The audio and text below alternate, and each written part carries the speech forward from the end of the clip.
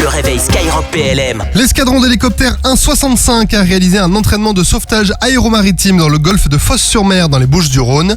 Au programme de cette journée d'exercice, coordination des actions avec la Société nationale de sauvetage en mer, hélitreuillage d'un sauveteur plongeur héliporté à proximité du personnel à secourir et plusieurs séries de mises à l'eau du sauveteur depuis l'hélicoptère. Ces missions permettent d'entretenir une qualification essentielle pour les équipages qui sont déployés sur les sites outre-mer du Gabon ou de Côte d'Ivoire où le Fennec est bien souvent le seul moyen de secours héliporté. Elles permettent aussi aux pilotes mutés dans les escadrons d'hélicoptères de manœuvre d'acquérir rapidement cette qualification sur une nouvelle machine. Au Gabon, 55 élèves sous-officiers gabonais de l'école nationale des sous-officiers d'actifs de Mouya ont suivi un entraînement de 2 semaines au camp de Gaulle à Libreville pour renforcer leurs capacités dans les domaines du secourisme au combat et du combat en zone urbaine. Ils étaient encadrés par les éléments français au Gabon. Cet entraînement a été mis en œuvre par l'unité Proter du 6e bataillon d'infanterie de marine, armé par le 5e régiment de dragons. Ces séquences ont permis d'entraîner les forces armées gabonaises et valoriser le partenariat qui existe entre les deux nations. Un détachement du groupe d'intervention sous la mer ou GISMER du Centre expert plongée humaine et intervention sous la mer a participé à une mission scientifique baptisée Gambessa dans le parc naturel marin du Cap Corse.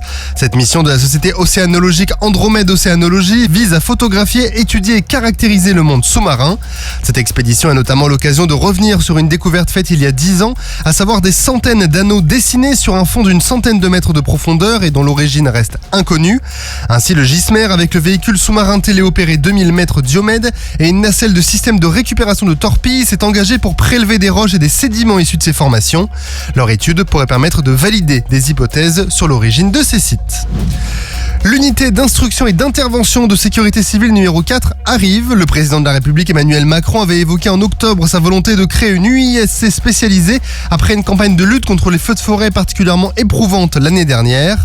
Le ministre de l'Intérieur Gérald Darmanin a depuis confirmé le choix de Libourne comme ville d'accueil de cette nouvelle UISC qui devrait compter environ 600 militaires à compter de l'année prochaine. L'UISC 4 prendra donc ses quartiers dans une caserne qui avait abrité une école de sous-officiers de la gendarmerie nationale et l'école des officiers de réserve du service de santé des armées par le passé. Les unités d'instruction et d'intervention de sécurité civile ou UISC appartiennent à l'arme du génie et de l'armée de terre. Depuis 1988, elles sont mises pour emploi à la disposition du ministère de l'Intérieur au sein de la Direction générale de la sécurité civile et de la gestion de crise. Sur terre, sur mer, comme dans les airs. Skyrock PLM, en équipe avec Uneo, la mutuelle des forces armées.